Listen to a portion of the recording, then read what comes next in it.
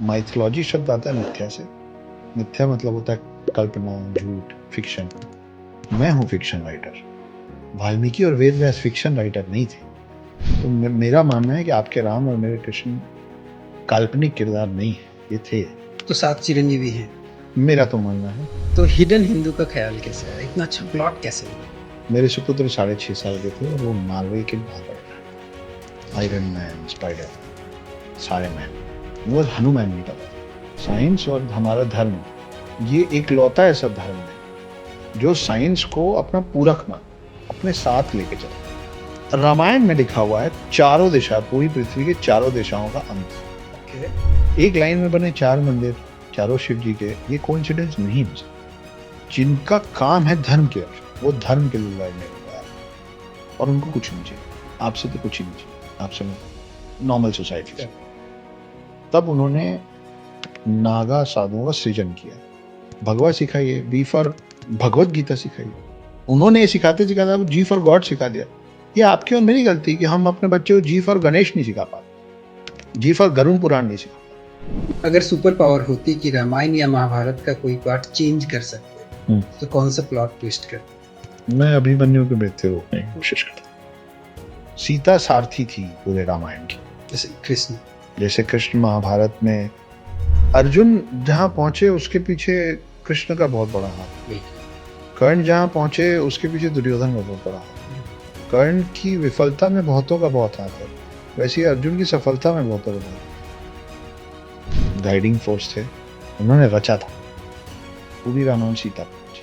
तो दिवाली मनाने का सिर्फ एक लौता कारण राम जी के लौटना नहीं है, वो भी है। कहानियां हैं कि इतनी तरह के नरक हैं, इतनी तरह की यातनाएं हैं, ये करोगे तो ये, इसका लॉजिक क्या है? इतना क्यों डराते हो यार?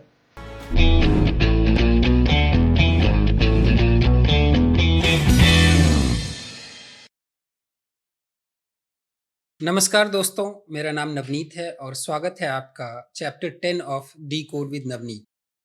और आज मेरे साथ बात करने के लिए एक कमाल के ऑथर हैं, कमाल के वक्ता हैं, धर्म को आसानी से समझाने वाले और हम सबके inspiration, Akshat Gupta sir. Thank you Navneet ji, कैसे हैं आप? नमस्कार, मैं ठीक हूँ सर। बिल्कुल बढ़िया, धन्यवाद यहाँ बुलाने के लिए। अरे सर, उसके लिए तो मुझे धन्यवाद। इतने बड़े बड़े जगह जाने के बाद आपने हमारे साथ भी आने का न्योता स्वीकार किया, बहुत बहुत धन्यवाद। और आपके आने की वजह से हमारा पॉडकास्ट एक नेक्स्ट लेवल तक पहुंचेगा। मैं पूरी कोशिश करूंगा। Thank you very much sir. तो सर, शुरुआत से शुरू करते हैं। ठीक। आप रहने वाले कहाँ के? मूलतः मेरा जन्म हुआ छत्तीसगढ़ में, अंबिकापुर नाम का छोटा सा कस्बा है जी। फिर कुछ साल की पढ़ाई रायपुर, फिर कुछ साल की पढ़ाई इंदौर।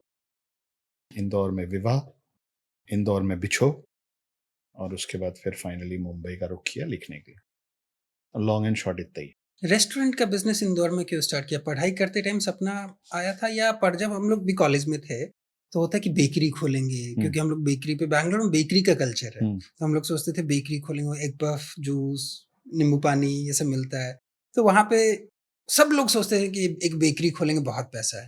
तो इंदौर में रेस्टोरेंट का क्यों नहीं, वो आया? मेरा सपना नहीं था, ना स्कूल ना कॉलेज।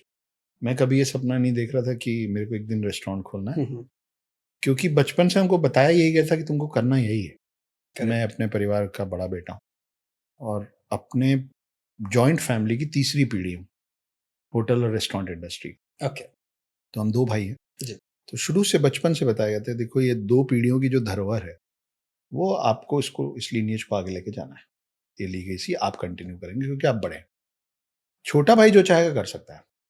तो छोटा भाई बना कमर्शियल पायलट और मुझे ये चॉइस ज़रूर दी गई थी कि आप कौन से शहर में काम शुरू करना चाहते हैं। क्योंकि हमको पढ़ाई के लिए बाहर भेजा गया था, तो डैड मॉम को ये बड़ा क्लियर था कि इन लोग को वापस इस कस्बे में नहीं बुलाना है। अगर इस कस्बे में इनको बांधना था तो फिर इनको बाहर भेजने की ज़रूरत नहीं थी। तो ये चॉइस ज़रूर था कि आप 2-3 शहरों के ऑप्शन दे दिए गए थे कि इंदौर, पुणे, चंडीगढ़ का ऑप्शन था, रायपुर का ऑप्शन था, क्योंकि तब तक छत्तीसगढ़ का कैपिटल रायपुर हो चुका था, कि बेटा इनमें से चुन लो कौन से शहर में आप काम शुरू करना चाहते हो और सेट कर लो। तो क्योंकि मैं इंदौर में उस समय पढ़ रहा था और इंदौर खाने पीने के लिए काफ़ी, पीने के लिए कम पर खाने के लिए तो काफ़ी फेमस है, तो मुझे लगा, और वहाँ दोस्त यार हो गए थे, थोड़ी जान पहचान हो गई थी, अपना सा लगने लगा था। तो मैंने बोला डैड मैं इंदौर करना चाहता हूँ।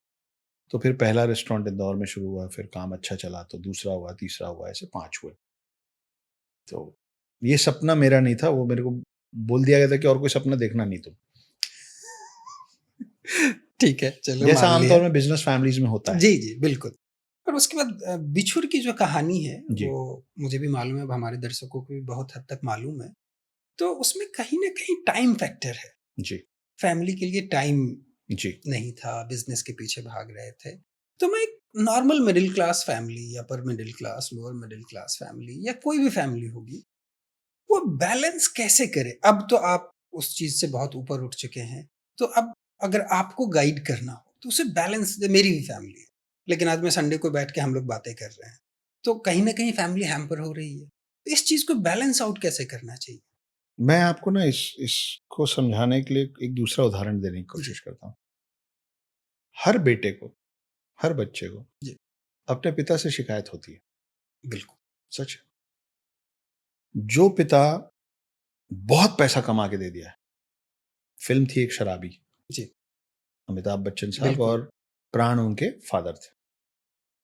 उस बच्चे को ये शिकायत थी कि पैसा तो बहुत दिया आपने, वक़्त नहीं दिया। बात नहीं।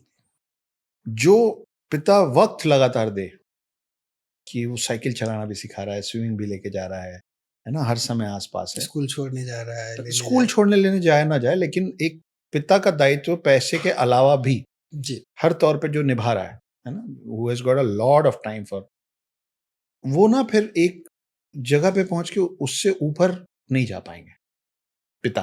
पिता, क्योंकि उनकी प्रायोरिटी पैसे से ज़्यादा संस्कार है, बच्चों को वक़्त देना है ना? वो भी उतना ज़रूरी है कि भई आप पैसा बहुत दे दिया आपने, लेकिन आप जी से आप खाली हैं। बड़े हो रहे हैं आप इमोशनलेस हैं। लोग बात कर रहे हैं, मेरे पापा मेरे को छुट्टी पे यहाँ लेके गए थे, वहाँ पे लेके गए थे। आपका बच्चा चुपचाप बैठा है, क्योंकि उसको तो आप कहीं लेके नहीं जा रहे थे, क्योंकि आप तो काम में व्यस्त थे, है ना? तो वो बच्चा जो बहुत पैसा लेके बड़ा होगा, वो बोलेगा तुम्हारे पास वक़्त नहीं था, क्योंकि कॉम्पेंसेशन उसका पैसा ही है ना। राइट, मैं ज़्यादा पैसा इसलिए कमा पाऊँगा क्योंकि मैं वक़्त उस पे डाल रहा हूँ, और मैं ज़्यादा प्यार तब कमा पाऊँगा जब मैं वक़्त परिवार और प्यार पे डाल रहा हूँ। करेक्ट, तो जब मैं वक़्त परिवार और प्यार पे बहुत डालूँगा, तो फिर वही बच्चा बड़ा होके बोलेगा कि आज मेरे को बिज़नेस करना, क्या करूँ आपके समय का? करेक्ट, बिज़नेस प्यार से नहीं चलता ना, इमोशन से नहीं, उसके लिए पैसा चाहिए। करेक्ट, तब वही व्यक्ति बोलता है, वही पिता बोलता है कि बेटा ये घर है, थोड़े बहुत जेवर हैं, देख लो जो करना है। तो उसको भी शिकायत है, इसको भी शिकायत है कि हाँ, वो पिता बोलता रहेगा कि पर मैं तो रोज़ 5 बजे आके फिर पूरी शाम तुम लोगों के साथ, हाँ, तो मैं क्या करूँ 5 से 11 बजे रात तक का काम?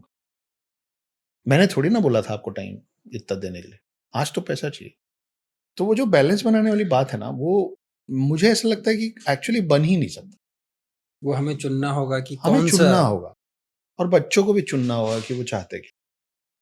क्योंकि ज़रूरत बच्चों की अलग-अलग वक़्त पे बदलती है। बचपन में बच्चा चाहता है कि पिता का बहुत समय चाहिए। लेकिन वही वही बच्चा जब जवान होता है ना, तो वो चाहता है कि मेरे माँ-बाप मेरे हर काम में दखल-अंदाज़ी ना करें। ना करें, ना पूछें रोज़ फ़ोन करके बेटा 9 बज गए कहाँ हो? करेक्ट, क्योंकि उसको 12 बजे तक बाहर रहने का मन है। तो वही समय जो बच्चे को पिता और माता का अच्छा लग रहा था, वही फिर खराब लगने लग जाता है। बिल्कुल 100% आप सबके साथ हो चुका है वो चीज़। पर होता क्या है कि जब तक उस बच्चे को अपने पिता का वो वक़्त खराब लगने या चुभने लगता है, तब तक पिता का काम करके बड़ा बनने का समय जा चुका हो। जा चुका है, तो बिल्कुल 100% उसके बाद वो नए सिरे से शुरुआत नहीं कर सकता। एक सैक्रिफाइस करना पड़ेगा, करना पड़ेगा। आप कितना बैलेंस रख लेंगे? या तो आप बैंक बैलेंस बढ़ा लीजिए या इमोशनल बैलेंस इमोशनल, बढ़ा लीजिए। तो दोनों चीज़ वही लोग कर सकते हैं जो परिवार से पहले से समृद्ध हों। समृद्ध, लेकिन उसमें एक और परेशानी है। एक बड़ी मैंने कहीं सुना और मेरे को बड़ा मज़ा आया सुन के, क्योंकि वो सच है। Tough times create strong men, correct, strong men create easy times, easy times create weak men, weak men create tough tough times, time, and then tough times create strong. Correct, इसीलिए आप कहीं भी देखें, मतलब बड़े बिरले लोग हैं, बड़े अपवाद हैं, एक्सेप्शंस हैं, जहाँ पे तीसरी पीढ़ी भी काम अच्छा कर रही है। नहीं तो 2 पीढ़ी कमाल का काम करती है और करेक्ट, तीसरी पीढ़ी डुबाना शुरू करती है। अब वो हम पॉलिटिक्स में भी वैसी पीढ़ी देख सकते हैं। हम फ़िल्मों में भी ऐसी पीढ़ी देख सकते हैं। बिज़नेस में भी देख सकते बिज़नेस में भी देख सकते हैं, सब जगह देख सकते हैं। तो वो होता ही है कि जिनको बड़ा आराम शुरू से मिला होता है ना, वो फिर गिरना शुरू होते हैं। क्योंकि उनको लगता है कि लाइफ़ ऐसी ही होती है, इसमें कोई भी कुछ हिलेगा थोड़ी ना। तो ये जो सर्कल है, ये वैसा ही रहेगा हमेशा। ऑथर बनना क्यों कैसे पता चला कि ऑथर बन सकते हैं? नहीं पता चला वो और कुछ था नहीं करने को। नहीं तो लिखना ही क्यों? क्योंकि मेरे पिता का नाम शाहरुख खान नहीं है। मैं सीधे इतने सारे एक्टर्स को लाके डायरेक्टोरियल नहीं कर सकता हूँ, लोग आएँगे नहीं। मैं एक्टिंग नहीं कर सकता हूँ, ऑडिशंस में खड़े होते-होते लोगों की कमर टूट जाती है। बिल्कुल। और सबसे बड़ी बात कि मेरे डिप्रेशन में लेखन हुँ, बहुत मदद कर रहा था, बहुत ज़्यादा मदद कर, क्योंकि जब आप डिप्रेशन में होते हैं तो आपको सबसे पहले ये समझना होता है कि आप अपने आप को डिप्रेशन से दूर कैसे रख सकते हैं, और वो परमानेंट नहीं होता है। आपको लगातार काम करते रहना पड़ता है अपने आप को डिप्रेशन से दूर रखने में। लोगों के बीच में रहना, कई बार कईयों को लगता है कि मैं अकेला ना रहूँ, और कई लोगों को डिप्रेशन में लगता है कि मेरे से कोई बात ना करे। ये दोनों ही डिप्रेशन की चीज़ है कि करेक्ट। कुछ बिल्कुल अकेले नहीं रहना चाहते हैं और कुछ बिल्कुल अकेले रहना चाहते हैं। कुछ बिल्कुल अकेले रह के उभरते हैं और कुछ लोग भीड़ में रह के उभरते हैं। कुछ लोग चुप रह के उभरते हैं, कुछ लोग बोल के उभरते हैं। हर तरीके के लोग। और आपको समझना होता है कि आपको क्या करने में आपका मन लग रहा है। मुझे 2 चीज़ों ने बहुत मदद की other than my family members and friends. एक है बैडमिंटन। मेरे आपके शरीर पे मत जाइए। मैं पिछले 10 साल से बॉम्बे में रह रहा हूँ, यहाँ मैं कुछ कर नहीं पाता। लेकिन जब तक मैं इंदौर में था, मैं बहुत रेगुलरली बैडमिंटन खेलने जाता था। वहाँ रेसिडेंसी क्लब है वहाँ। तो जितने समय मैं बैडमिंटन खेलता रहता था, उतने समय मेरे दिमाग में और कोई थॉट्स नहीं आते थे। बस रैकेट और शटल दिखती थी। हर अगला पॉइंट दिखता था, जीतना ही। वो जो 2-3 घंटे का ब्रेक लगता था अपने उस नॉन स्टॉप नेगेटिव थॉट से, वो बड़ा रिलीफ होता था। और दूसरा मैंने डिस्कवर किया कि जब मैं लिखने बैठता हूँ, कहानियाँ सोचने बैठता हूँ, तो मेरे को सर्कुलर थॉट से बहुत अच्छा ब्रेक मिलता है। तो इसीलिए आजकल मैं अपने टॉक शोज़ और स्पीचेज़ में यंग क्राउड को, कॉलेजेस, स्कूल के बच्चों को बोलता हूँ। आप भी स्कूल चला रहे हैं, जी, कि क्या होता है ना नवनीत जी, एक यंग बच्चे से आप मिलेंगे, तो वो बोलेगा, आप उससे पूछेंगे कितने हॉबीज़ हैं, तो वो 5, 6, 7 बताएगा। करेक्ट। फिर आप कॉलेज के स्टूडेंट से पूछेंगे, तो वो 7 का 3-4 हो गया होगा। फिर आप न्यूली मैरिड किसी से पूछेंगे, तो वो 2 या 1 बताएगा। और किसी पिता से पूछेंगे या किसी माँ से पूछेंगे, तो वो हँस के टाल देंगे, अरे अब कहाँ हॉबी-वॉबी का टाइम गया। हॉबी-वॉबी का टाइम गया। तो मैं बोलता हूँ अपने सारे सुनने वालों को कि एक कोई भी एक हॉबी जो सबसे अज़ीज़ हो, उसको जीवन भर सँभाल के रखो। अगर आप उस एक हॉबी को ज़िंदा रख पाए ना, तो किसी दिन वो हॉबी आपको ज़िंदा रख लेगी। मेरी हॉबी थी राइटिंग, और सच में फिर आखिर में उस हॉबी ने मुझे ज़िंदा रखा, डिप्रेशन से निकाला और बहुत मदद की, और आज सक्सेस भी वो हॉबी। हॉबी एक ऐसी चीज़ होती है, जिसको एक्टिंग की हॉबी है, उसको एक्टिंग कभी काम नहीं लगेगा। आप उसी काम में सफल हो सकते हैं। कइयों को पैसा कमाने की हॉबी होती है। जी, वो जो पैसा कमाने की हॉबी जिनको है, वो उनको कभी कोई काम काम नहीं लगेगा। जब तक पैसा आएगा उनको लगेगा मज़ा आ रहा है। मेरे को लिखने में मज़ा आता है। मेरे को नई कहानियाँ सोचने में मज़ा आता है। यूँ होता तो क्या होता? अरे ऐसा करेंगे तो मैं बचपन से भी फ़िल्में देखता था, तो हर कोई करता होगा कि ये फ़िल्म अच्छी नहीं लगी। जी, लेकिन मैं बोलता था फ़िल्म अच्छी नहीं, तो वो क्यों नहीं अच्छी लगी? तो मैं प्रॉपर कारण लॉजिकल रीज़न दे देता था कि यहाँ पे ये ऐसे कैसे हो गया? उस समय उसको होश नहीं आया, इस टाइप की बात है। तो मेरे को लिखते समय ये मालूम होता है कि मेरे जैसे और भी होंगे, जो उसका पोस्टमार्टम करने बैठेंगे, कि ऐसे कैसे हो गया?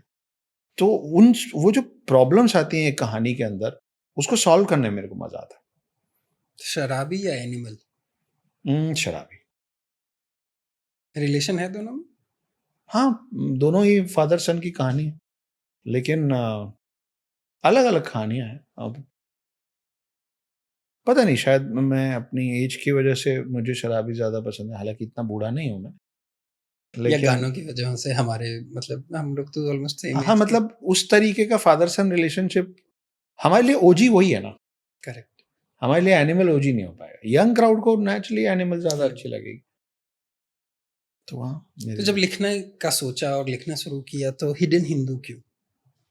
वो दिमाग में कैसे आया कि धर्म, हिंदू और फिर उतने अच्छा प्लॉट बनाना, ये कैसे? धर्म और हिंदू बिल्कुल नहीं सोचा था, मैं सच कह रहा हूँ। देखिए, I I come from a Hindu family और I am a proud Hindu.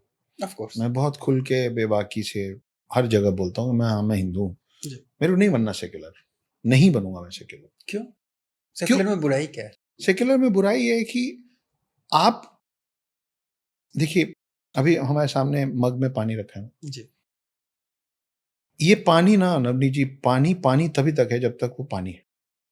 आप उसमें गन्ना जूस मिला देंगे तो गन्ना रस कहलाएगा, पानी नहीं कहलाएगा। बिल्कुल। आप उसमें दूध मिला देंगे तो दूध कहलाएगा, पानी नहीं कहलाएगा। आप इसमें विस्की मिला देंगे तो विस्की हो जाएगा, पानी नहीं कहलाएगा। आप उसको गटर में फेंक देंगे तो वो गटर कहलाएगा, पानी नहीं कहलाएगा। पानी पानी तभी तक है जब तक वो अपना अस्तित्व नहीं छोड़ता है। जी।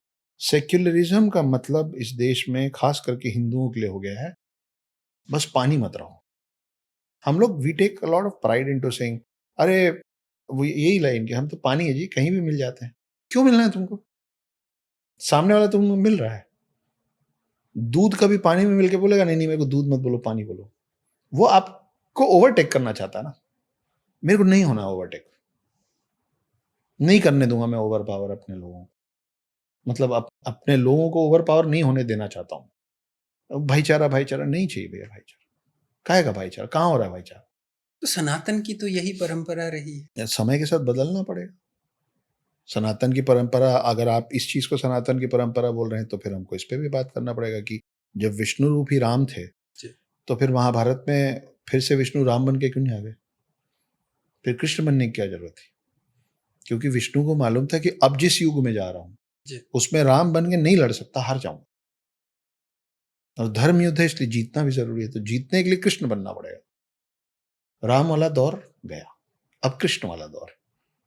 अब हम कलयुग में, त्रेता भी जा चुका, द्वापर भी जा चुका, जी। है ना? अगर आप सनातन धर्म की बात करेंगे तो शास्त्र के साथ शस्त्र भी सिखाया गया। अब एक महानुभव आए थे, मोहनदास करमचंद गांधी, जी। है ना? उन्होंने बोला अहिंसा परमो धर्म, जी। कि नॉन वायलेंस नॉन वायलेंस।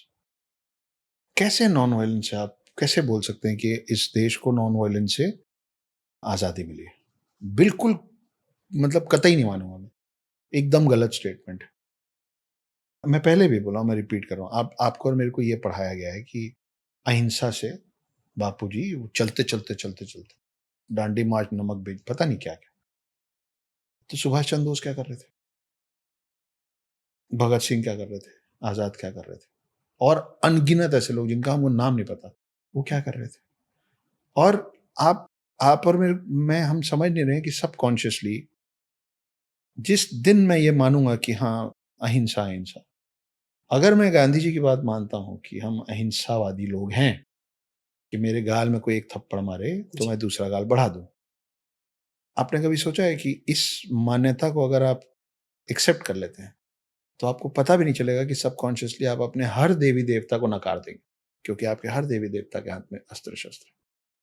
कोई बिना अस्त्र शस्त्र के नहीं, तो मतलब सब गलत हो गए। बट एज ए नेशन कोई तो फिगर होनी चाहिए ना विच वी लुक आप फॉरवर्ड। फिगर देखिए ना, आप फादर क्यों देख रहे हैं उसमें?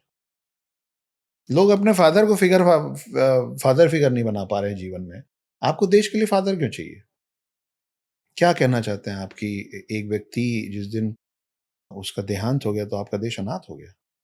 नहीं हुआ? नहीं हुआ ना, कैसे होएगा? उनकी देन तो है, उनकी कंट्रीब्यूशन तो सिर्फ है। उन्हीं की है, नहीं, सिर्फ उनकी नहीं है। तो सिर्फ उन्हीं को क्यों बापू बना दिया गया? तो फिर पूरा परिवार बनना चाहिए, फिर सबको एक डेजिग्नेशन मिलना चाहिए। ऐसे कैसे हो गया कि 4 लोग कमरे में बोले, बैठे और बोले कि ये कहीं प्रस्ताव पारित नहीं हुआ? छोटी-छोटी चीज में पार्लियामेंट में लड़ते रहते हैं, करोड़ों रुपए 1-1 मिनट का खर्च हो रहा है। पहले भी तो हो रहा होगा लाखों, अगर करोड़ों नहीं हो रहा था। बिल्कुल। और उस समय का लाखों आज का करोड़ों ही होता होगा। डेफिनेटली। कहाँ पे ये प्रस्ताव पारित हुआ कि father of the nation Mohandas Karamchand Gandhi हैं? ये प्रस्ताव पारित, इतने लोगों ने वोट दे दिया पार्लियामेंट के अंदर। 4 लोग बड़े बोले आज से आप देश के बाप हैं। उनको अच्छा लगा, अरे तुम मेरे छोटे भाई हो, आज से तुम देश के चाचा हो। तो गांधी की इतनी खिलाफत क्यों? गांधी की खिलाफत नहीं है। मेरे को गांधी से कोई परेशानी नहीं है, जो मर गया उससे क्या शिकायत रहे। जी। बात यह है कि उनकी वजह से आज जो नुकसान झेल रहा है देश, क्या नुकसान झेल रहा है? पाकिस्तान बनने नहीं रोक सकते थे वो, बिल्कुल रोक सकते थे वो। उनकी तो मुस्लिम भी सुनते थे, सिर्फ जिन्ना की नहीं सुनते थे, उनकी भी सुनते थे। क्यों नहीं रोक लिए? मैं अभी तक बंगाल फाइल्स देखा नहीं हूँ, और अच्छा है कि मैं अभी तक बंगाल फाइल्स नहीं देखा। नहीं तो और बोलते।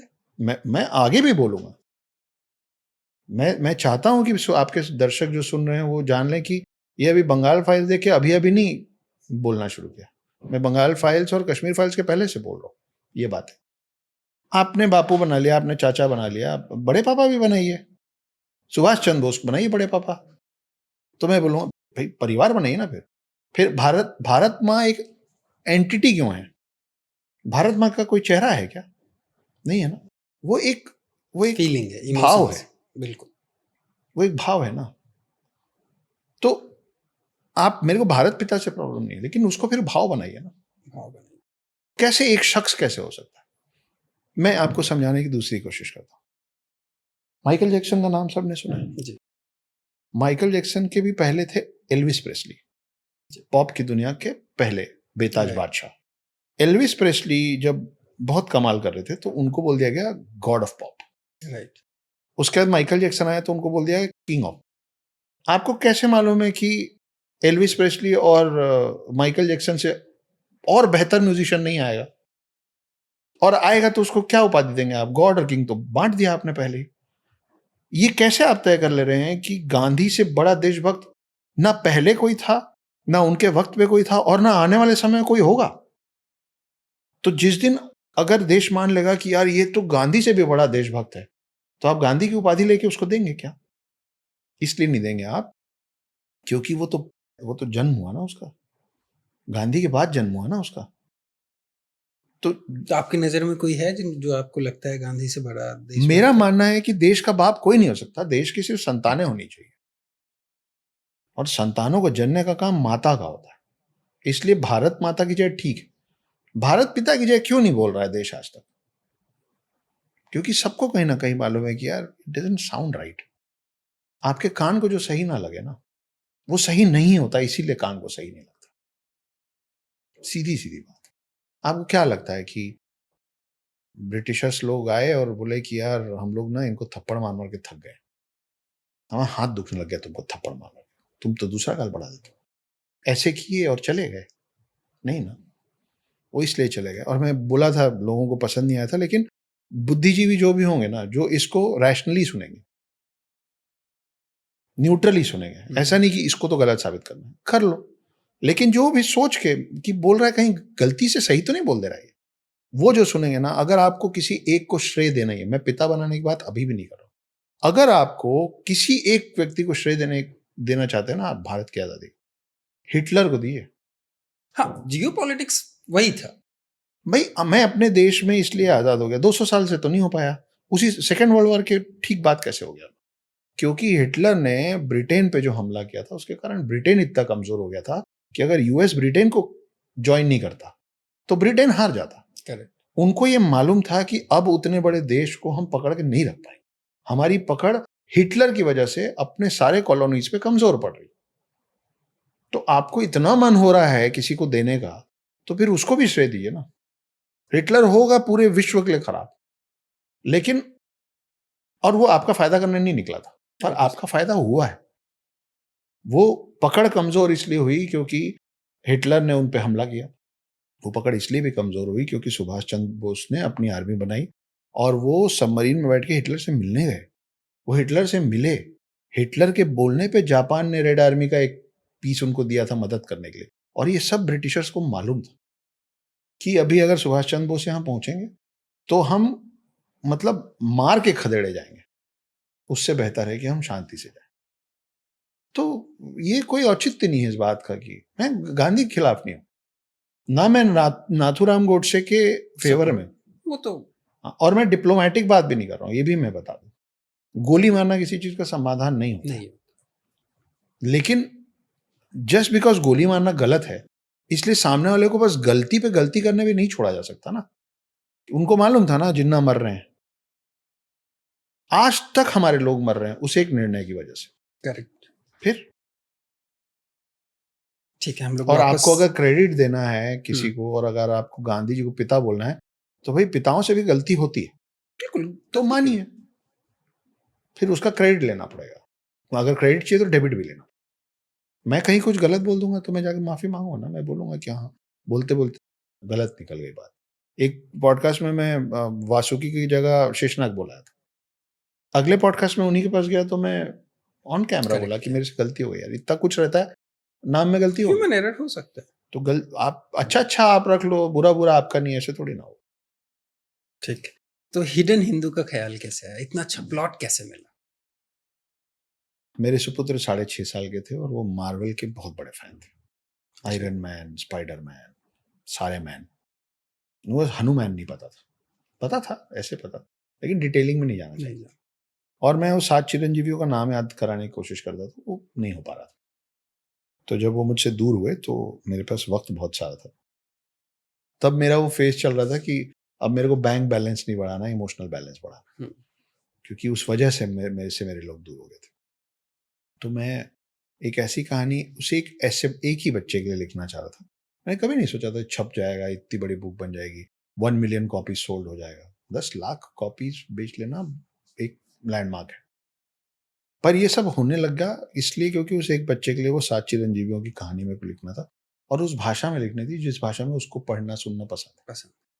कि फिर ये हुआ, फिर वो हुआ, ये सब सुपर हीरोज़ थे।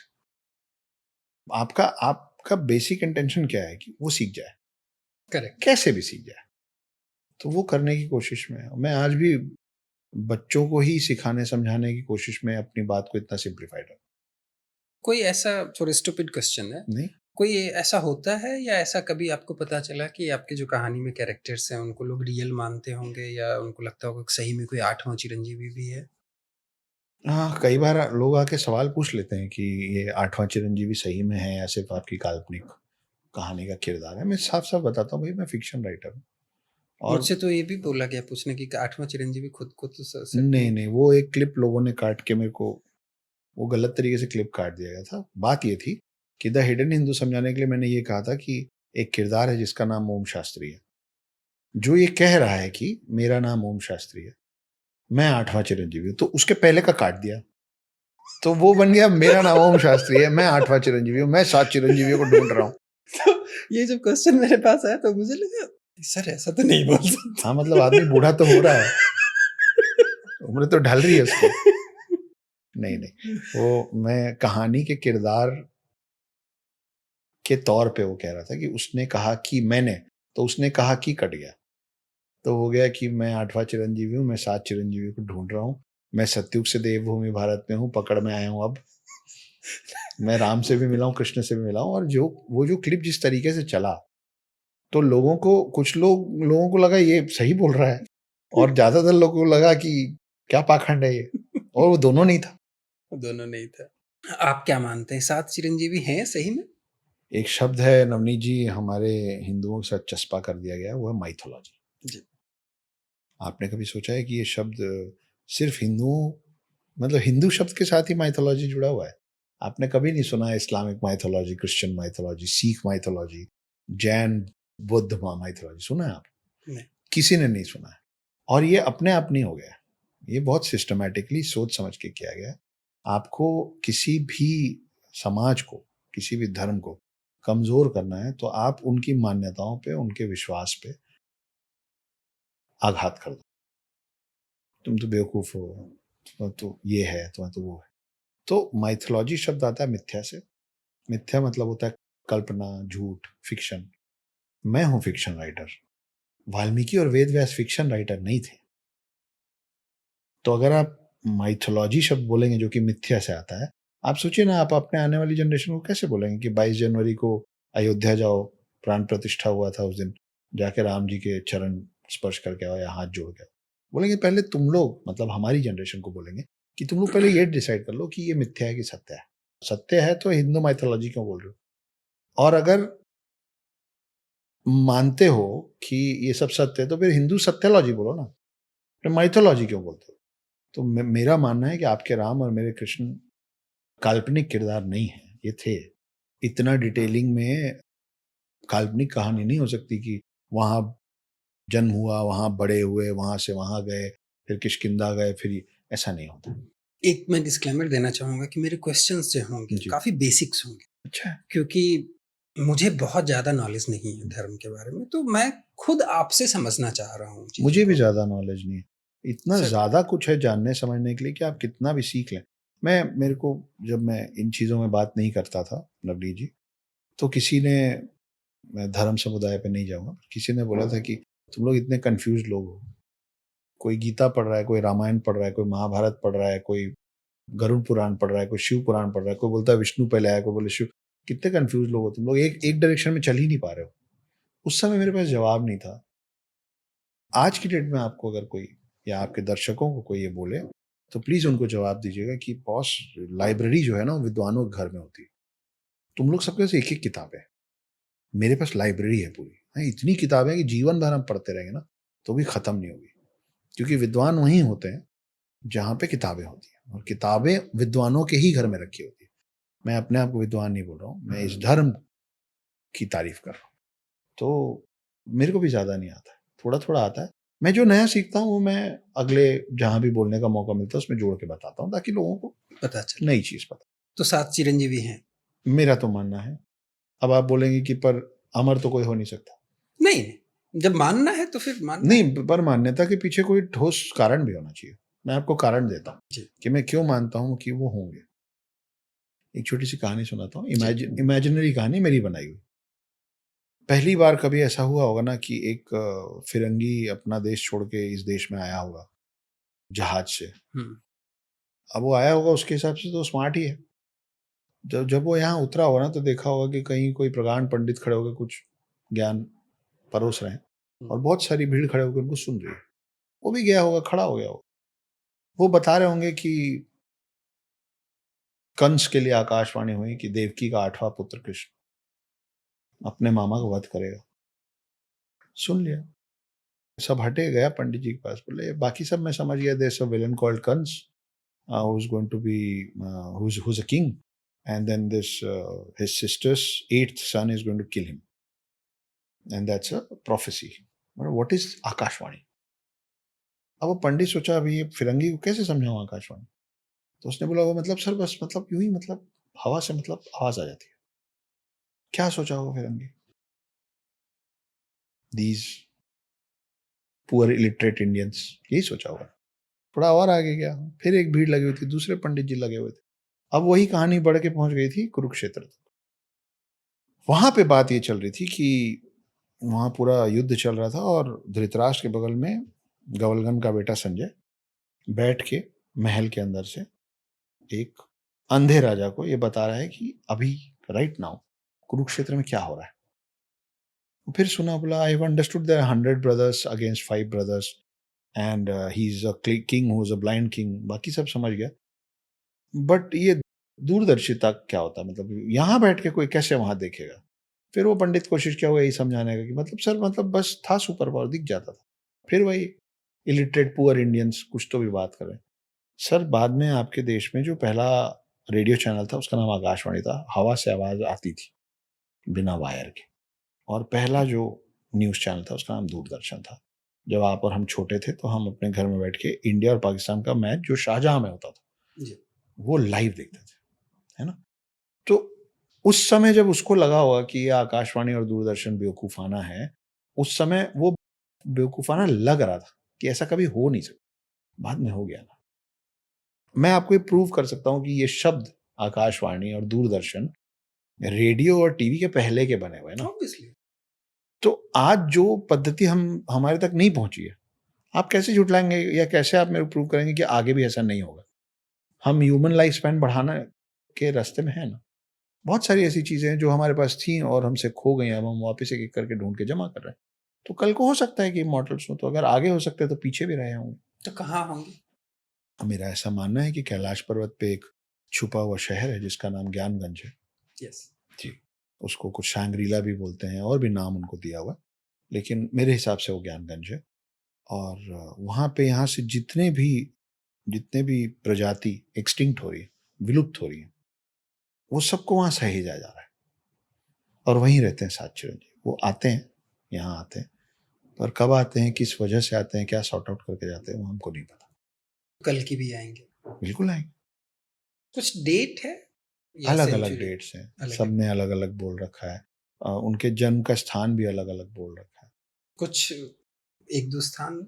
संभाला गाँव है, कुछ बोलते हैं नेपाल के आस-पास है, कुछ बोलते हैं यूपी में, कुछ बोलते हैं साउथ में। और कब का डेट है अप्रॉक्सिमेट? जो सबसे ज़्यादा मानने वाली बात है, कुछ अभी 5-1 हज़ार साल बचा हुआ है। 5-1 हज़ार साल बचा हुआ है और हाँ, और मैं आई एम नॉट स्टैम्पिंग नहीं, ऑन नहीं। इट। लोग अलग-अलग बात बोलते हैं। अलग-अलग। कुछ तो ये भी बोलते हैं आ चुके हैं ऑलरेडी। कुछ बोलते हैं अभी आने में इतना समय बचा। ठीक, दिवाली आने वाली है। जी। दिवाली हम क्यों मनाते हैं? क्यों मनाते हैं मैं मतलब तो पता बोलते ही हैं है ना क्या? राम जी आए जी। और तो लक्ष्मी पूजा क्यों होती है दिवाली की? देखिए 2-3 चीज़ें हैं। एक तो सिर्फ़ राम जी आए इसलिए नहीं है, महिषासुर से भी जुड़ा हुआ है पूरा जी, कहानी, है ना? जी, तो दिवाली मनाने का सिर्फ़ इकलौता कारण राम जी के लौटना नहीं है, लौटना वो नहीं, भी है। वो भी है। शिव भगवान के हमारे देश में 4 बड़े मंदिर हैं जी, और वो चारों एक लाइन में है मैप पे जब हम लाइन जी। खींचते हैं। 5,000 साल पुराना मंदिर होगा या 4,000 साल पुराना मंदिर होगा। उस टाइम पे तो ऐसी कोई टेक थी नहीं हमारे पास। आपको कैसे पता? कभी सुना नहीं। इसीलिए नहीं पता। तो वो एक लाइन में कैसे बनी? मैं नहीं मानता हूँ कि ऐसी कोई भी चीज़ हमारी लाइफ़ में छोटे-मोटे कोइंसिडेंस हो सकते हैं कि 2 जी, लोग एक तरीके का शर्ट पहना है, वो कोइंसिडेंस हो सकता है। एक लाइन में बने 4 मंदिर, चारों शिव जी के, ये कोइंसिडेंस नहीं हो सकता। आप देखिए जब चारों दिशाओं में रामायण में भेजा जा रहा था सीता जी, जी को ढूँढने के लिए, जी, तो आप उसको पढ़ेंगे ना तो वो चारों दिशाओं का पूरा ओर-छोर बता दिया गया था उसमें, जी, कि जो लोग अंगद और वो एक तरफ जा रहे थे और बाली दूसरी तरफ जिधर-जिधर भी जो-जो लोग को भी भेजा गया था। जी। उनको बताया गया था कि तुम इस तरफ जाओगे तो तुमको ये पड़ेगा, फिर ज़मीन पड़ेगी, फिर ये पड़ेगा, फिर ऐसा हो जाएगा। हुँ, रामायण में लिखा हुआ है चारों दिशा, पूरी पृथ्वी के चारों दिशाओं का अंत, ओके। है ना? हुँ, चारों दिशाओं में बता के भेजा गया था कि इधर जाओगे तो ऐसा होगा, फिर पूरा बर्फ की ज़मीन आ जाएगी। वो अंटार्कटिका साइड था। तो आज की डेट में भी जब आप उस चौपाई को पढ़ते हैं, मेरे को वो चौपाई याद नहीं है अभी, तो आपको समझ में आता है कि उस समय के लोगों को भारत में रह के या भारत के एक्सट्रीम साउथ में जो खड़े होके बता रहे थे कि जी, इधर-इधर जाओ, उनको चारों तरफ का पूरा भूगोल पता था। भूगोल पता था। उसके हज़ारों साल बाद, रामायण आज का तो है नहीं, उसके हज़ारों साल बाद वेस्टर्न कंट्रीज़ इस बात पे लड़ रहे थे कि पृथ्वी गोल है कि चपटी है। चौकोर चपटी। है बात, सही है। जिस देश के पूर्वजों को पूरे विश्व का भूगोल पता था, हमारा मानना है ना कि वास्को डी गामा ने ये ज़मीन ढूँढ ली, ढेकाने ने वो ढूँढ लिया। इन सब के जन्म के पहले से रामायण के अंदर ही लिखा हुआ है कि उस एक शख्स ने बता दिया था। मेरे ख्याल से जामवंत हैं वो जिन्होंने बताया था कि इधर जाओगे तो ये, उधर जाओगे तो वो। तो जिसको पूरे पृथ्वी का भूगोल पता था, उसको ये नहीं पता होगा कि 4 चीज़ों को अलाइन कैसे करना है। खुद सोचिए। ये सब साइंस है और मैं बार-बार बोलता हूँ कि हिंदुत्व में ऐसी कोई चीज़ नहीं है जो साइंस से परे है। साइंस और हमारा धर्म, ये इकलौता ऐसा धर्म है जो साइंस को अपना पूरक मानता है, अपने साथ लेके चलता है। उससे एनिमिनिटी करके नहीं बैठा, उससे बैर नहीं है हमको। जैसे जब वेस्टर्न कंट्रीज़ में बोला गया था पृथ्वी गोल है तो उन लोगों को हाउस अरेस्ट कर दिया गया, फांसी पे टाँग दिया गया, एंटी क्राइस्ट बोल के। कोई बात हुई? ये क्या इसका लेना-देना है कि कोई बोल रहा है कि भाई पृथ्वी गोल है तो वो एंटी क्राइस्ट कैसे हो गया? लेकिन हो गया ना। आपके देश में ये एंटी क्राइस्ट बोलना और चर्चेज़ बनना और क्रिश्चियनिटी के उद्गम के भी पहले से ज्योग्राफी को भूगोल ही कहते हैं। भू मतलब लैंड और गोल तो गोल। गोल तो गोल। तो आपको मालूम था उस समय से कि ये जो भू है वो गोल ही है। तो अब हमें क्या हो गया? हमें क्या हुआ? कुछ नहीं हुआ। हम ज़्यादा इन्फ्लुएंस हो गए गलत चीज़ों से। हमको समझा दिया गया कि हम बेवकूफ़ हैं। क्या करना चाहिए? सुधरना चाहिए। कैसे? बंद करिए A for apple, B for ball, C for cat और डी फॉर डॉग सिखाना अपने बच्चों को। मैं अंग्रेज़ी से आपने भी तो किताब अंग्रेजी में लिखी। मैं बोल रहा हूँ मैं अंग्रेज़ी से मेरे को विरोध थोड़ी ना है। ए फॉर एप्पल बंद कर देंगे तो अंग्रेजी किताब कैसे नहीं, लिखेंगे? ए फॉर एप्पल सिखाइए, ए फॉर अर्जुन सिखाइए, ए फॉर अग्नि सिखाइए, बी फॉर भगवान सिखाइए, बी फॉर भगवा सिखाइए, बी फॉर भगवत गीता सिखाइए, सी फॉर कल्चर सिखाइए, सी फॉर कैट क्या होता है? मेरा बच्चा सीख जाएगा बिल्ली कैसी दिखती है। डी फॉर डॉग क्यों सिखा रहे हैं? डी फॉर धर्म सिखाइए। ई फॉर एलिफेंट सिखाना है, ई फॉर एकदंत सिखाइए। बच्चा पूछेगा एकदंत की कहानी सुनाओ, गणेश जी की कहानी सुनाइए। एफ फॉर फैन क्यों सिखा रहे हो? तो अनपढ़ गंवार सबको मालूम है पंखा चालू कैसे करते हैं और बंद कैसे करते हैं, और उसके ऊपर फैन बनता कैसे हो। तो आपको और मेरे को दोनों हम पढ़े लिखे लोग हैं, हमको भी नहीं आता पंखा बनेगा कैसे, मोटर बनाना थोड़ी ना है। एफ फॉर फैन क्यों सिखा रहे हो आप? एफ फॉर फेथ सिखाओ। आपका घर का बच्चा डिप्रेशन में कम जाएगा। अचानक से हम बोलने लगे बेटा हैव फेथ, हैव फेथ, जब कोई हॉस्पिटल में एडमिट हो जाता, कहाँ से आएगा फेथ? आपने बचपन सिखाया उसको हैव फेथ? आपने तो बोला हिंदू माइथोलॉजी है। फेथ कहाँ कहाँ डाले हो फेथ? यही सिखाते सिखाते इन्होंने हमको जी फॉर गॉड सिखा दिया। अभी मैं छींकूंगा तो आप बोलेंगे गॉड ब्लेस यू। छत्तन जी नहीं बोलेंगे, आता ही नहीं। तो आप जी फॉर गॉड क्यों सिखा रहे हो बच्चों? ये सत्तन जी किस लैंग्वेज का वर्ड? ये हिंदी का ही है। नहीं, क्योंकि ये मेरे गांव में इसीलिए मैं बोल रहा हूँ ना, आपके गांव में अब आपको सुन के कुछ नॉस्टैल्जिया हो गया ना। यस, क्यों रे यार, ये तो मेरी सुना दादी सुना बोलती थी। अब आप इसका जवाब आप दीजिए कि दादी जब छत्तन जी बोलती थी तो वहां से आप गॉड ब्लेस यू पे कैसे आए? अपने आप उन्होंने ये सिखाते सिखाते जी फॉर गॉड सिखा दिया। ये आपकी और मेरी गलती कि हम अपने बच्चे को जी फॉर गणेश नहीं सिखा पा रहे, जी फॉर गरुण पुराण नहीं सिखा पा गरुड़ पुराण को लेके मेरा थोड़ा रिजर्वेशन है। रहे। बताइए। गरुड़ पुराण में जो कहानियां हैं कि इतनी तरह के नरक हैं, इतनी तरह की यातनाएं हैं, ये करोगे तो ये होगा, इसका लॉजिक क्या है? इतना क्यों डराते हो यार? आपने वो सर्फ एक्सेल का ऐड देखा है? दाग अच्छे, बिल्कुल। डर अच्छा है साहब। अगर आप धर्म से इतना भी मत डराओ कि लगे कि फेक है, कि डर खत्म हो। अब देखिए, ये वो जगह है ना जहां आप और मैं गए नहीं है, Correct. और जाके आए हैं तो हमको याद नहीं है। पुनर्जन्म तो प्रूव हो चुका है ना भाई। जैसे कई कल्चर्स में, कई रिलीजन्स में माना जाता है कि जिस दिन शरीर खत्म हो उस दिन सब खत्म हो गया। लेकिन पुनर्जन्म तो प्रूवन हो गया ना, एक जगह नहीं, कई बार प्रूव हो गया। 5 साल की एक बच्ची, इस पे तो गांधी जी पूरा कमेटी बना के, हमारे प्रिय गांधी जी कमेटी बना के करवाए थे। क्या नाम था उसका, क्या देवी, शांति देवी। 5 साल की एक बच्ची बता रही है कि मेरे पति का नाम ये था, मैं इस गांव की हूं। उस समय जब फोन, इंटरनेट, मोबाइल, टीवी कुछ नहीं होता था। फिर उसके माता पिता उसको उस गांव में लेके गए। वो गांव के एंट्रेंस से अपने घर तक का सफर खुद कवर की। जाके बोली ये मेरे हस्बैंड हैं, ये मेरे बच्चे हैं। 5 साल की बच्ची बोल रही है। वो हस्बैंड बिल्कुल 70-80 साल के हैं। जो दोनों उनके बेटे हैं वो उस समय 40-40 साल के हैं, 50 साल के। उनको बता रही है कि तुमको याद है मैं ऐसे बोलती थी, ऐसे करती थी। वो अपने पति को याद दिला रही कि हमारे बीच में ऐसा ऐसा था। वो ऐसी ऐसी चीजें उस परिवार को बताई जो उस परिवार के बाहर किसी को नहीं पता थी। तो उस पर कमेटी बैठाई गई और ये प्रूव हुआ। और सिर्फ गांधी जी और उनकी कमेटी नहीं, वेस्टर्न बड़े सारे साइंटिस्ट और जो जो भी, मैं नाम वगैरह मुझे याद नहीं, वो सब इस बात को अप्रूव किए हैं कि हाँ भाई पुनर्जन्म होता है। और एक ऐसा एक, this is not an exception कि हाँ एक शांति देवी थी, ऐसी कई हैं। और सिर्फ भारत में नहीं, बाहर भी। तो पुनर्जन्म होता है मतलब आपका शरीर को छोड़ के आत्मा कहीं तो जाती है और वापस कहीं से होके वापस भी आती है। और इस बीच का जो फेज है वो गरुड़ पुराण वाला है। वो कहीं वो हो सकता है। आप इस पृथ्वी में रह के जो जो पता कर पा रहे हैं कर रहे हैं ना। इसका ये मतलब थोड़ी ना है कि हर वो चीज जो आपको नहीं पता है वो एग्जिस्ट नहीं करती। आपको और मेरे को तो हवा भी नहीं दिख रही, पर कहीं किसी ने किताब में ही पढ़ा है ना कि oxygen is what we take in and carbon dioxide is what we give out है, and this plant is giving you the oxygen and taking your carbon dioxide. Correct है ना? आपने तो सवाल नहीं किया कि दिखाओ मेरे को, देखा है आपने कभी ऑक्सीजन? मान लेते हैं हाइड्रोजन और नाइट्रोजन मिलता है तो पानी बन जाता है। चलो मान लिया, मानना पड़ेगा, मान लिया। तो मैं लड़ूंगा नहीं तो। अब हम वापस कैसे करें ये सारी चीजें? अगर उतने 5000-6000 साल पहले थी हमारे पास, तो वापस से हम कैसे करें? क्योंकि जैसे एक छोटा सा एग्जाम्पल, पर्दा, जो महिलाओं के लिए पर्दा प्रथा है, वो पहले नहीं था हमारे कल्चर में, या था? बहुत पहले नहीं था, फिर नहीं था। अब आधा अधूरा है, आधा अधूरा नहीं।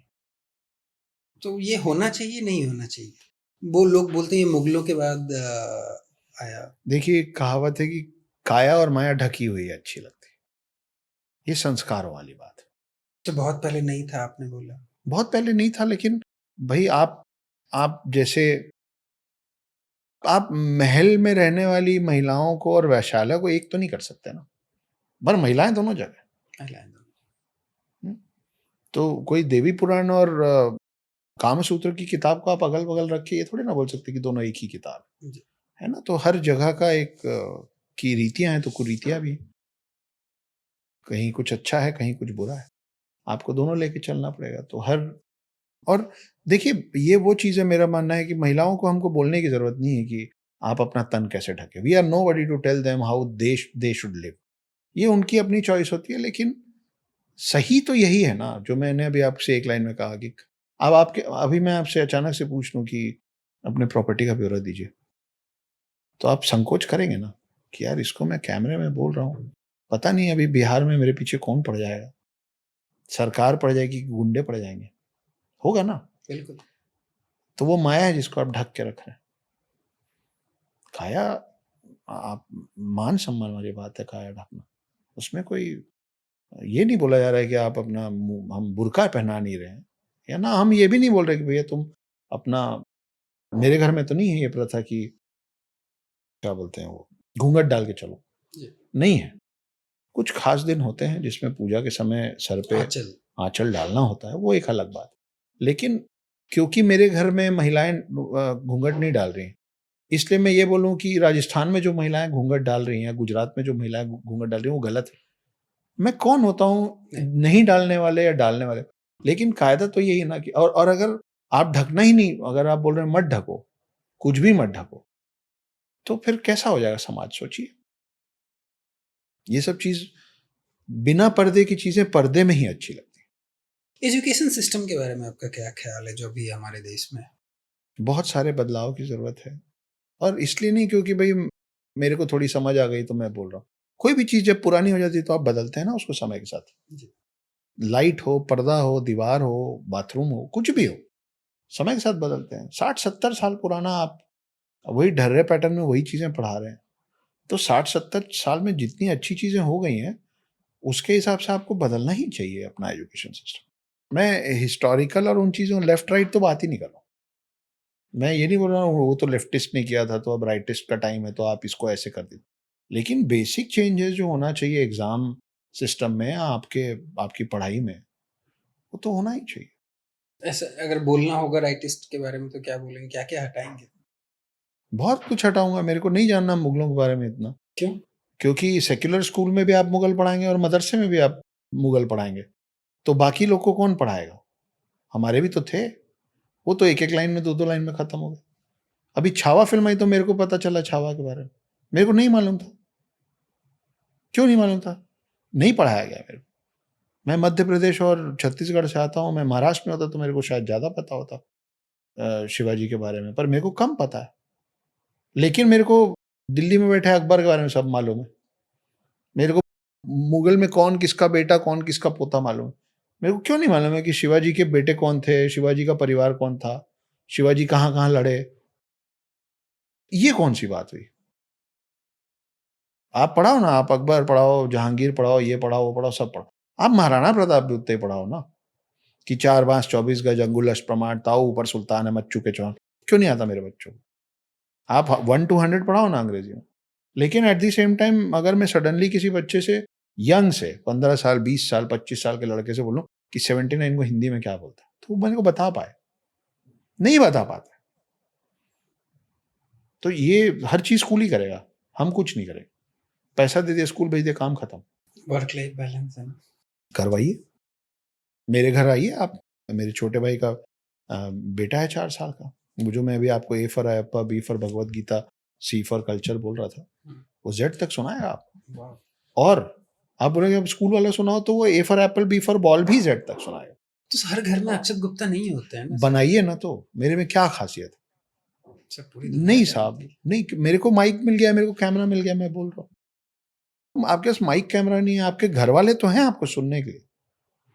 आपके बच्चे को तो सिखाओ कम से कम। देश को बाद में अपन साफ करेंगे। घर तो साफ रखते हैं कि नहीं रखते? घर का कचरा तो बाहर फेंक देते हैं ना। तो आपके घर के अंदर बच्चों में जो कचरा भरा जा रहा है, वो तो कम से कम फेंको यार। जब से मैं था जो आपसे मिलना है, आपसे बात करनी है, तो एक क्वेश्चन मेरे मन में था, might be repetitive question for you, but मेरा बहुत इंटरेस्ट है एंड आई गेस बहुत सारे व्यूअर्स जो होंगे उनको भी बहुत इंटरेस्ट होगा ये सुनने में। अघोरी और नागा साधु, हुँ। स्पेशली जब महाकुंभ था तो नागा साधु आते थे, बड़ा भव्य दृश्य होता है जब वो जी। आते हैं नहाने के लिए, स्नान लेने के लिए। क्या होते हैं? वो हमारे आपके लिए तो मतलब वो उसी टाइम प्रकट होते हैं और हुँ, उसके बाद फिर कहीं विलुप्त हो जाते हैं। जी। क्या है ये कहानी? देखिए, आदिगुरु शंकराचार्य जो थे 15वीं शताब्दी, जी। 14वीं-15वीं हुँ, शताब्दी, बहुत कम उम्र में उनका देहांत हो गया था। उतने कम उम्र में वो 3 बार पूरा भारत भ्रमण किए थे। जब आप एक जगह अपनी अपनी धरती से निकल के 4 जगह जाते हैं, एक प्रांत से दूसरे प्रांत, तो आपको बहुत कुछ नया सीखने को मिलता है। जैसे अभी ऑफ द कैमरा हम बात कर रहे थे कि मैं भी मॉस्को गया तो मेरे को क्या दिखा। राइट। हर कोई हर जगह जाता है, सीखता है। जब वो पूरा भारत भ्रमण किए, मैंने पृथ्वी बोल दिया क्या गलती से पिछली बार? पता नहीं। नहीं, नहीं भारत में। जब वो भारत भ्रमण किए तो उनको एक चीज़ समझ में आई, उनको ये समझ में आया कि यहाँ पे ना जर-जोरू ज़मीन पे ही सब लड़ रहे हैं। मेरा राज्य, मेरी प्रजा, मेरी ज़मीन। कोई बचाने के लिए लड़ रहा है, कोई बढ़ाने के लिए लड़ रहा करेक्ट। है ना? धर्म के लिए कोई नहीं लड़ रहा। हुँ, तब उन्होंने नागा साधुओं का सृजन किया, जिनका काम है धर्म की रक्षा। वो धर्म के लिए लड़ने को तैयार खड़े हैं और उनको कुछ नहीं चाहिए। आपसे तो कुछ ही नहीं चाहिए। आपसे मतलब नॉर्मल सोसाइटी से। करेक्ट। वो एकांत में रहते हैं, अखाड़ों में रहते हैं, एक-दूसरे के साथ रहते हैं। कहाँ रहते हैं? अलग-अलग अखाड़े हैं। जूना अखाड़ा है, उसके अलग सेंटर्स हैं। अब बहुत सारे लोग पहाड़ में रहते हैं, उत्तराखंड में अखाड़े हैं। मेन 4 ही अखाड़े हैं, लेकिन वो अलग-अलग जगहों पे। इन जगहों पे वो रहते हैं और उनका काम ही उनका मानना है कि हम शिव की सेना हैं। धर पे आँच आएगी तो हम आएँगे। 4 लाख से ज़्यादा रजिस्टर्ड नागा साधु हैं आपके देश एज़ ऑफ डेट। में, एज़ ऑफ डेट, और ज़्यादा ही हैं। जैसे हम बोलने को बोल देते हैं ना 140 करोड़, हुँ, गिनने जाएँगे तो ज़्यादा निकलेंगे। हम परसेंटेज निकाल के रखे तो हैं ये लोग अखाड़े में रहते हैं, पहाड़ों में रहते हैं। और इनको आपसे कोई लेना-देना नहीं है। पर इनको एक ही ज़िम्मेदारी दी हुई है। नागा साधु बनते समय एक ही बात बोला जाता है कि तुम हो धर्म की रक्षा के कभी हमें सैनिक। ज़रूरत होगी तो ये आएँगे? बिल्कुल आएँगे। मैं बार-बार बोल रहा हूँ कि अगली बार से आप जब किसी नागा साधु को देखें, तो उससे डरने घबराने की ज़रूरत नहीं। वो आपको नुकसान नहीं करेंगे। आप किसी बॉर्डर सिक्योरिटी फ़ोर्स के जवान को देखते हैं, नेवी या आर्मी या एयर फ़ोर्स के जवान को देखते हैं, तो आपके अंदर उनके प्रति रिस्पेक्ट आता है कि घबराहट आती है? रिस्पेक्ट। ये आपके धर्म के रक्षक हैं। जैसे वो बॉर्डर सिक्योरिटी फ़ोर्स में खड़े होके बॉर्डर बचा रहे हैं, ये आपके धर्म के रक्षक हैं। इनसे डरने की ज़रूरत नहीं, इनको मान देने की ज़रूरत है। ये एक दिन में 7 घरों से ही खाना माँग सकते हैं, भिक्षु हैं। और अगर उस एक दिन में उस 7 के 7 घर से कुछ नहीं मिला, तो भूखे सोएँगे। तो अगर कभी गलती से नागा साधु आपके दरवाज़े पे आए, तो उनको बिठाइए, उनको बोलिए आधा पौन घंटा दीजिए, गरम-गरम खाना बनाइए। शायद वो 1 महीने में वो पहला दिन होगा जब वो नागा साधु गरम खाना खा रहा हो, शायद। पुराने लोग बेवकूफ़ नहीं थे कि उनके दरवाज़े पे कोई ब्राह्मण, कोई ऋषि आते थे ना, तो बिल्कुल मतलब अँखियाँ बिछा के खाना खिलाते। बिठा के ब्राह्मण भोज कराया जाता था। बोला जाता था कि थोड़ा-सा समय दीजिए, तैयार करते हैं आपके लिए खाना। तो अगली बार आपके दरवाजे कोई आए तो उनको अच्छे से ट्रीट कीजिए। उनके मुँह पे दरवाज़ा बंद करना, आप अपने धर्म के मुँह पे दरवाज़ा मार रहे हैं। आप कभी नहीं सुनेंगे कि कोई मौलवी या और क्या एक शब्द है? हुँ? फादर? नन? नहीं, नहीं मैं हाँ, मतलब ये भी बोल सकते हैं, किसी भी और धर्म का प्रचारक। आप नहीं सुनेंगे कि अपने धर्म वालों के दरवाजे गया हो और उसको बेइज्जत कर दिया गया या उसका मान ना किया गया। कभी नहीं सुनेंगे आप। सिर्फ़ हमारे में ही सुनेंगे। और अघोरी क्या होते हैं? देखिए अघोरी और नागा साधुओं में जितनी मेरी समझ है, सबसे बड़ा फ़र्क ये कि अघोरी अपने तंत्र विद्या से, जिस भी प्रणाली से, जिस भी प्रोसेस से, वो शिव को प्राप्त करने की कोशिश कर रहे हैं। जबकि नागा साधुओं का मानना है कि शिव मुझे ऑलरेडी प्राप्त है, मैं शिव की सेना का हिस्सा हूँ। मुझ में शिव बसता है। और इनका मानना है कि नहीं, मुझे शिव को प्राप्त करना है। तो ये मेजर फ़र्क है। और अघोरियों के लिए जो भी बातें बोल दी जाती हैं कि भई गंदगी में रहते हैं या कुछ भी खा लेते हैं या खोपड़ी में पी लेते हैं। उनकी कोशिश ये है ना नवनीत ठीक है, मैं आपको दूसरे तरीके से समझाने की कोशिश करता हूँ। एक बच्चा होता है ना, हम लोग घर में बच्चों को भगवान का रूप बोलते हैं। जी। एक उम्र तक बच्चों को भगवान का रूप बोलते हैं, फिर बंद कर देते हैं, फिर बच्चा बड़ा हो जाता है। क्यों? वो बच्चा जिसको जब तक ये समझ में नहीं होती ना, वो अपने ही सूसू करके सूसू में खेलता रहेगा। वो पॉटी कर देगा, उसी में लेटता रहेगा। इतना छोटा है कि किसी का चप्पल उठाएगा, मुँह में डाल लेगा। तो हम तब तक वो बच्चा भगवान का रूप है। फिर हम उसको सिखाते हैं, छी-छी, बेटा ये छी-छी, नहीं, डोंट टच, डोंट टच, है ना? जब वो ये सब सीख जाता है, तो वो फिर भगवान का रूप नहीं रह जाता। इस पद्धति से अघोरी लोग शिव को प्राप्त करना चाहते हैं कि हर वो चीज़ जो इस पृथ्वी में है, वो शिव की बनाई हुई है। तो फिर उसमें अच्छा-बुरा कुछ नहीं। वो सही में कुछ भी खाते वो हैं? खा लेते। सब नहीं, पर मैं मिला हूँ 2-4 से। उनके लिए अच्छा-बुरा, कच्चा-पका, जूठा, साफ, सब एक समान। खाने लायक जानवर चीज़ें तो खा खा रहे हैं, वो खा रहे हैं, सब खाने अच्छा है। लायक चीज़ भई थोड़ा-सा डेप्थ में जाइए। पौधा कहाँ उगता है? ज़मीन में उगता है। जानवर मर के कहाँ जाता है? ज़मीन में ही तो जाता है।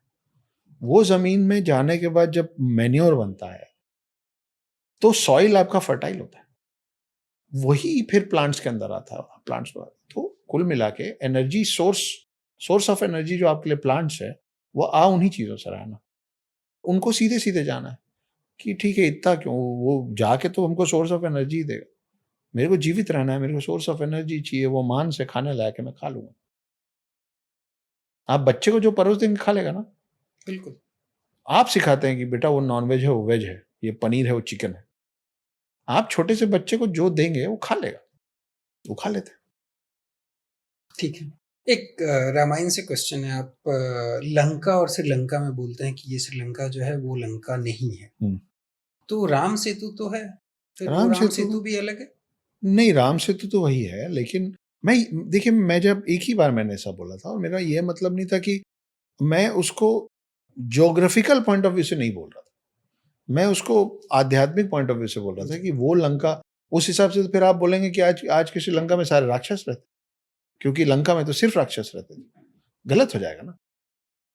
सारे लोग मलिंगा और मुरलीधरन जैसे सर जैसे थोड़े ना दिखते हैं। कुछ लोग नॉर्मल भी दिखते राशन महनामा जैसे हैं। बहुत सारे हैं। जयवर्धने बहुत स्मार्ट दिखते थे, संगाकारा बहुत अच्छे दिखते हैं। लेकिन आप उनको उनके टैलेंट्स पे पहचानते हैं, उनकी शक्ल पे थोड़ी ना जाएँगे। तो मेरा बोलने का वही मतलब था कि भई वो समय अलग था, ये वक़्त अलग है। अब यहाँ पे भी सिर्फ देवभूमि भारत में सिर्फ सिर्फ देवगण थोड़ी ना रह रहे हैं। अब हम लोग रैपिड फायर राउंड करेंगे। पहला सवाल, जी। अर्जुन या कर्ण? किस संदर्भ में अर्जुन या कर्ण? ज़्यादा बड़े हीरो कौन थे? दोनों में से कोई हीरो नहीं थे। नहीं, अर्जुन कर्ण मैं दोनों में से किसी का नाम नहीं चुन सकता। दोनों ने बहुत सारी गलतियाँ की हैं, हीरो तो नहीं बोल सकता मैं, सॉरी। हीरो गलती तो करते हैं। हाँ, लेकिन आपका फेवरेट कैरेक्टर कौन है, अर्जुन या कर्ण? दोनों नहीं है, सॉरी, मैं कैसे गलत बोल दूँ? क्यों? अर्जुन जहाँ पहुँचे उसके पीछे कृष्ण का बहुत बड़ा हाथ है। बिल्कुल, कर्ण जहाँ पहुँचे उसके पीछे दुर्योधन का बहुत बड़ा हाथ है। बिल्कुल। कर्ण की विफलता में बहुतों का बहुत हाथ है, वैसे ही अर्जुन की सफलता में बहुतों का बहुत हाथ है। तो वो मतलब मेरे को दोनों कठपुतली जैसे दिखते हैं, ना कि खुद के टाँग पे चलते हुए लोग। जैसे कर्ण को मालूम था कि गलत साइड खड़े हैं, लेकिन वो दबे हुए थे एहसानों तले, राइट। जिसको मित्रता का नाम दे दिया गया। मित्र भी अच्छे थे, धनुर्धर बहुत अच्छे थे। उनके साथ बहुत सारी गलतियाँ हुई, दूसरों ने गलत किया, उसके बाद वो जो भी हुआ, लेकिन कुल मिला के मेरे को ये नहीं दिखता है कि they were mere puppets. Okay. Ramayana या महाभारत आपकी favourite? Mahabharata. Because of various characters? हाँ, किरदार ज़्यादा हैं, कॉम्प्लिकेशन ज़्यादा हैं। रामायण बहुत सीधी-सीधी कहानी है। वो जब उस समय के लोग उतने सीधे रहे होंगे जितनी सीधी वो कहानी है। उसमें लगभग सारे कैरेक्टर्स ब्लैक और व्हाइट हैं। महाभारत में से कोई एक कैरेक्टर जिनकी कोई गलती आपको नहीं लगती? गलती मुझे नहीं लगती। मुझे लगता है कि अश्वत्थामा की गलती नहीं थी और बाद में जो भी गलतियाँ अश्वत्थामा ने की वो बोलते हैं ना, चोर के घर में चोरी चोरी नहीं कहलाती, हेरा-फेरी कहलाती है। करेक्ट।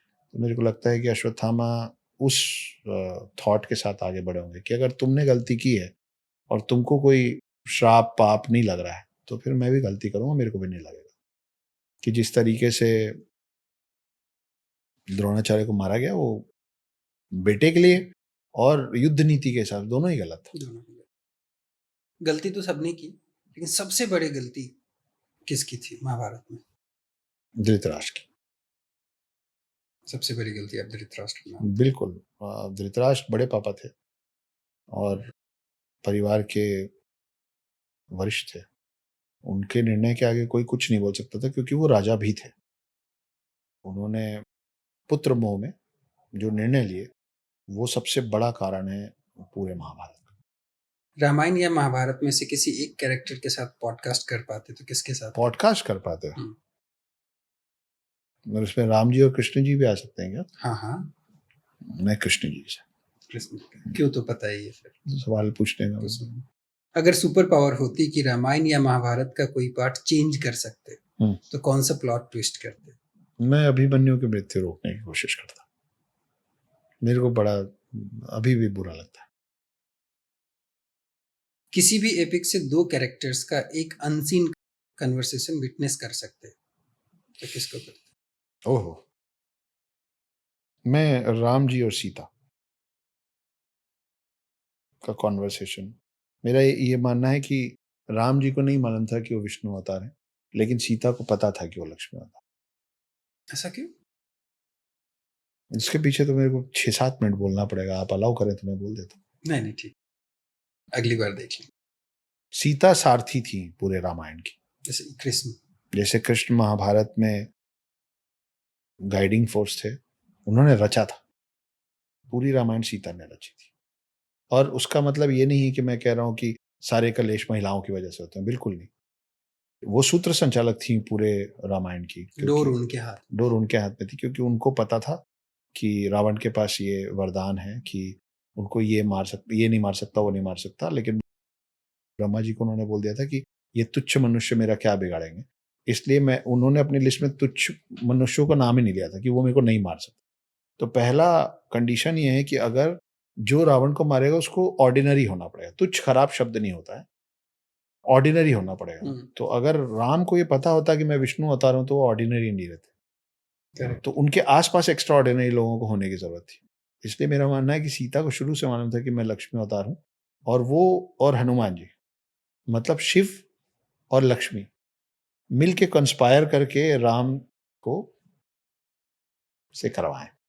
कौन सा विलन सबसे best modern day social media influencer बनता? शकुनी। ओके, जी, क्योंकि influencing is all about speaking. Correct. है ना? कृष्ण ने नहीं, कृष्ण कृष्ण इसलिए नहीं, मतलब कृष्ण तो है ही, वो तो आज भी मॉडर्न डे में ऑलरेडी इन्फ्लुएंसर है। जो नहीं है उसके बारे में बात हो रही है ना। तो डेफिनेटली शकुनी। और नेगेटिविटी को का प्रचार करना आसान काम है, तो शकुनी डेफिनेटली। चूज करना पड़े तो हनुमान की डिवोशन विदाउट स्ट्रेंथ या भीम की स्ट्रेंथ विदाउट हार्ट? अलग अलग वक्त में अलग अलग चीज। आज के डेट में अगर आप किसी दुश्मन से लड़ने जा रहे हैं, तो आप संवेदना से भरे हुए नहीं हो सकते। आपको फिर बहुत ब्रूटल होना पड़ेगा। तो फिर वैसे समय में अगर आप युद्ध में हैं तो भीम, अगर आप भक्त हैं तो हनुमान। कौन सा एपिक कैरेक्टर सबसे सक्सेसफुल यूनिकॉर्न स्टार्टअप बनाएगा और क्यों, या कौन सा प्रॉब्लम सॉल्व करेगा? किस में, मतलब? कहीं से भी, रामायण या महाभारत। ओह, विश्वकर्मा। विश्वकर्मा कंस्ट्रक्शन करता है या कुछ और? नहीं, वो कंस्ट्रक्शन में कमाल करते। वो कुछ ऐसी चीजें कर देते जो हम अभी तक नहीं कर पा रहे। अगर कुरुक्षेत्र वॉर में स्मार्टफोन होते जी, कौन सा मोमेंट सबसे वायरल रील्स बनता है इंस्टा पे? सॉरी मैं अपना जवाब रिपीट कर रहा हूँ, लेकिन मुझे लगता है उसमें भी अभिमन्यु का एक बनता और द्रौपदी का चीरहरण। क्योंकि आज हम लोग जिस तरीके का कंटेंट ज़्यादा कंज्यूम करना चाहते हैं, उसमें नेगेटिविटी और दूसरों की प्रताड़ना देखने में हम लोगों को कहीं ना कहीं इंटरेस्ट आ गया। तो ये दोनों अलग अलग तरीके की प्रताड़नाएं थी। आप अपने बिजनेस में, नॉट नेसेसरीली रेस्टोरेंट के बिजनेस जी, में, बट कोई भी बिजनेस अगर खोलते हैं तो बिजनेस पार्टनर किसको बनाते, कृष्णा को या चाणक्य को? अगर मैं बिजनेस करता तो चाणक्य को। कृष्ण जी गलत नहीं करने देते और बिजनेस सही से बड़ा नहीं बन सकता। सबसे लॉयल बेस्ट फ्रेंड कौन बन सकता है आपका? हनुमान, कर्ण या लक्ष्मण? कर्ण। हनुमान भक्त बन सकते हैं, लक्ष्मण भाई है। मित्रता में तो सबसे ऊपर नाम कर्ण का ही है इन तीनों में से। वर्स्ट कॉलेज रूममेट कौन बनता? कुंभकर्ण हमेशा सोने वाला या नारद हमेशा गॉसिप करने वाला? वर्स्ट या बेस्ट? वर्स्ट। वर्स्ट बनता कुंभकर्ण, क्योंकि नारद मुनि फिर भी काम आते। एक एक सोई हुई चेतना, मरी हुई चेतना समान है। जो जगा हुआ है उसको आप बदल सकते हैं, जो सोया है उसको नहीं बदल सकते। Last question for rapid fire. मैंने 10 एपिसोड किए हैं, 10 जी, चैप्टर्स जी। किए हैं, उसमें सबसे अच्छा कौन सा है? नवनीत जी वाला। ठीक है, one last question and we will wrap it up. आज के यंग जनरेशन को क्या मैसेज देना चाहेंगे? वो धर्म से कैसे जुड़े? आप धर्म से जीवन भर जुड़ते रहते हैं धीरे-धीरे, आप कोशिश कीजिए अधर्मियों से बचने की। तो वो कैसे बचा जा सकता है? धर्म परिवर्तन से बचने के लिए आपको छोटी-सी चीज़ का ख्याल रखना चाहिए। हर हिंदू, हर सनातनी, जेनज़ीज़ को और उम्र-दराज़ लोगों को भी चादर और फ़ादर से बचने की ज़रूरत है। हम कभी किसी का धर्म परिवर्तन कराने नहीं जाते हैं, हमारा धर्म परिवर्तन हो रहा है लगातार। अब तो सिखों में बहुत ज़्यादा धर्म परिवर्तन हो रहा है, पंजाब में। क्रिश्चियन, आपने सुना होगा ना, मेरा यीशु यीशु टाइप का गाना जो आजकल। राइट। तो ये बहुत बड़ा नुकसान हो रहा है हर ऐसे समुदाय को जो अपने प्रति दूसरे समुदाय के लोगों को नहीं खींच रहे हैं। जब रस्साकशी होती है तो दोनों तरफ से होती है ना, जब एक तरफ से कोई खींच ही नहीं रहा है, एक तरफ से लोग खींच रहे हैं, तो खींचते-खींचते तो पूरी रस्सी उधर चली जाएगी, तो गड़बड़ है।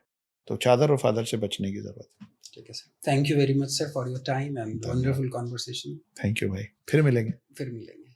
Thank you very much for watching our episode. Let's see you soon. Thank you.